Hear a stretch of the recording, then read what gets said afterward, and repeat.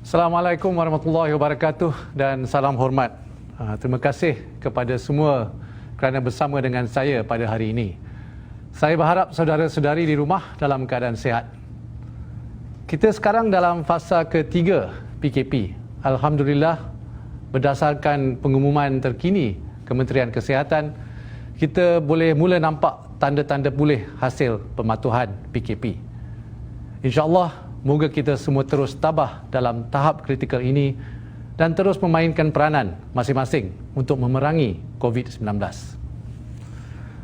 Saudara dan saudari yang dikasihi, pada hari ini saya ingin berkongsi laporan kedua status pelaksanaan pakej prihatin. Ada 3 perkara utama yang ingin saya sampaikan.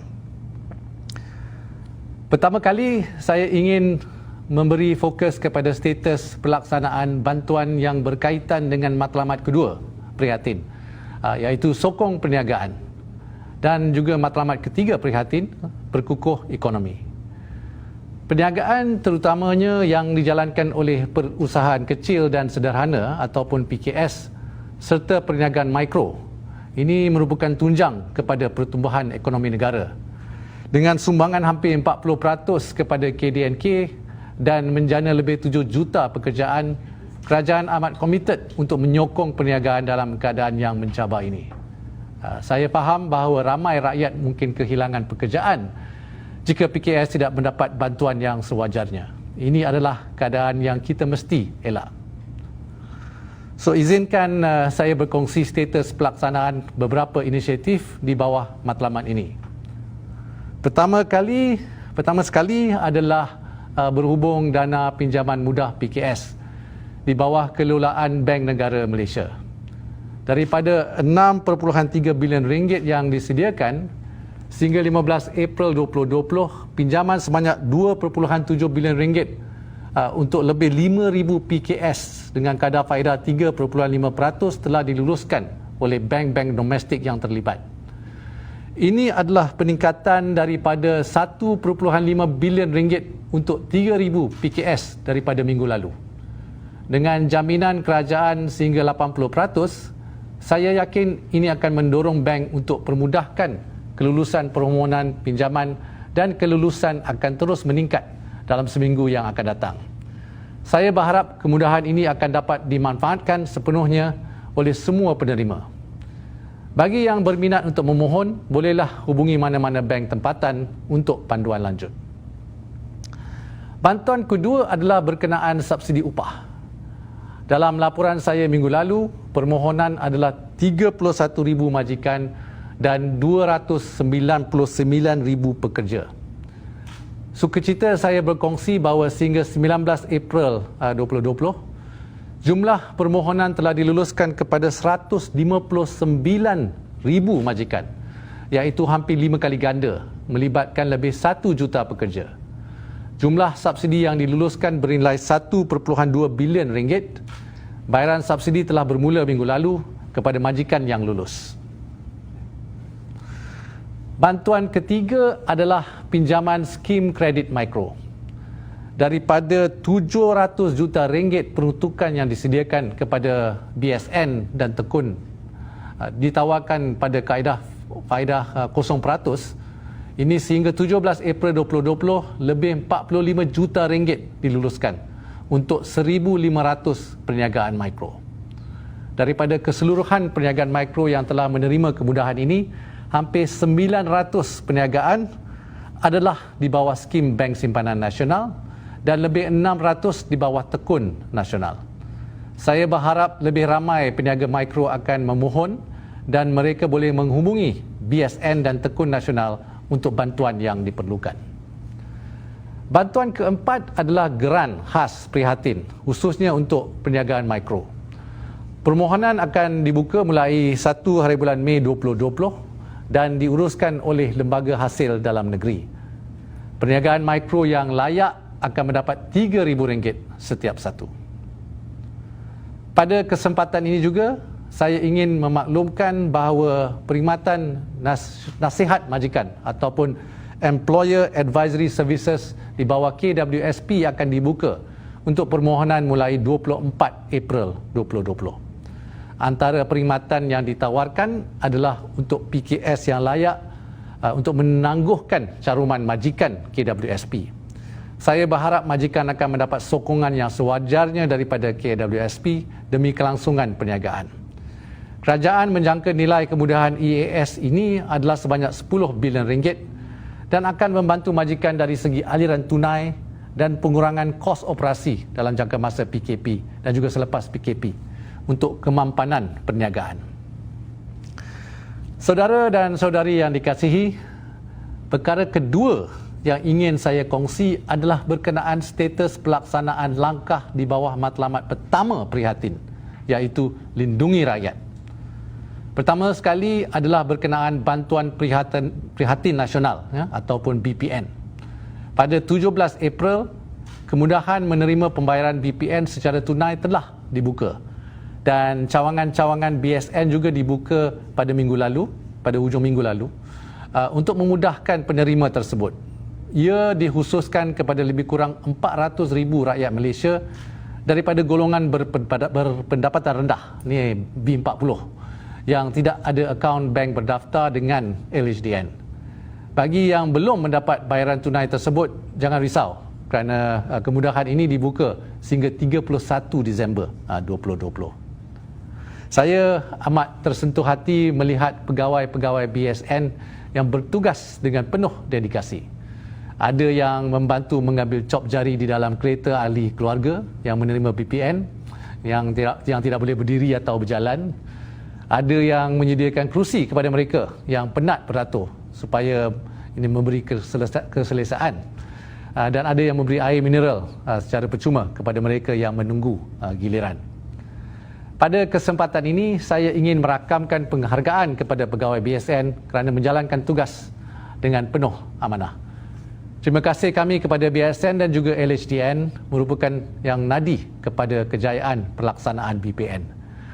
Tidak dilupakan juga anggota polis dan juga ahli rela kerana memastikan penjarakan sosial dan arahan keselamatan dipatuhi. Terima kasih.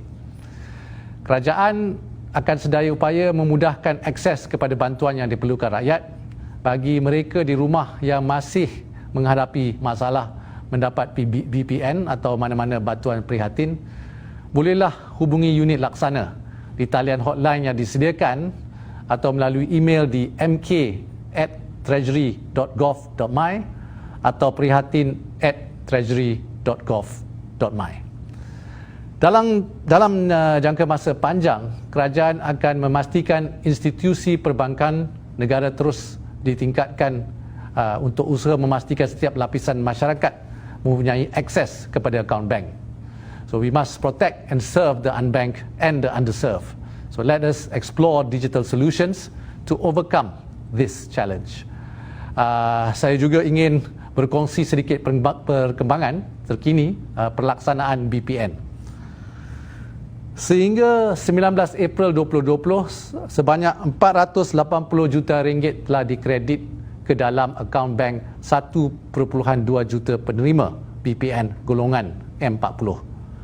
Secara keseluruhannya, di bawah fasa pertama BPN, lebih 5.2 bilion ringgit telah dibayar kepada 7.6 juta penerima.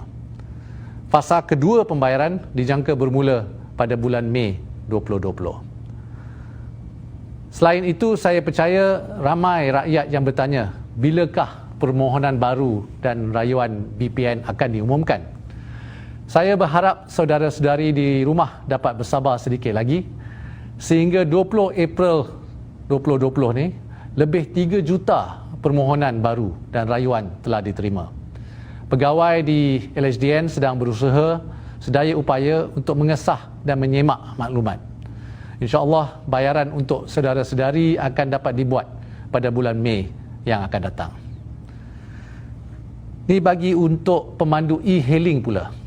Bayaran sebanyak RM500 seorang kepada lebih kurang 90,000 pemandu e-hailing akan bermula pada 20 hari bulan April. Bagi langkah iLestari yang di bawah KWSP, sehingga 17 April ini, 2.8 juta permohonan telah diterima dan hampir 1.5 juta permohonan telah pun diluluskan setakat ini. Ini tambahan lebih 300,000 permohonan daripada minggu lalu. Kesemua ini melibatkan jumlah pengeluaran sebanyak 702 juta ringgit untuk bulan Mei 2020. Di bawah KWSP juga, caruman bulanan pekerja yang telah dikurangkan daripada 11% kepada 7%. Namun pekerja diberi pilihan untuk mengekalkan kadar carumannya dan sehingga 17 hari bulan April, 600,000 atau 8% pekerja memilih untuk tidak mengurangkan caruman mereka. Manakala bagi pekerja yang meneruskan pengurangan caruman, ia dijangka akan menambah sebanyak 1.1 bilion ringgit pendapatan yang boleh guna ataupun disposable income kepada mereka pada bulan April ini. Saudara dan saudari yang dikasihi sekalian, seterusnya perkara ketiga dan juga terakhir yang saya ingin berkongsi. Ini adalah berkenaan beberapa isu berbangkit yang telah berjaya diselesaikan. Isu pertama adalah berkenaan bantuan khas kewangan sebanyak RM500. Pada asalnya peruntukan diluluskan ialah untuk 1.4 juta penjawat awam dan 900,000 pesara. Kerajaan menerima maklum balas mengenai veteran Angkatan Tentera berstatus bukan pesara. Ini yang tercicir dari menerima bantuan ini.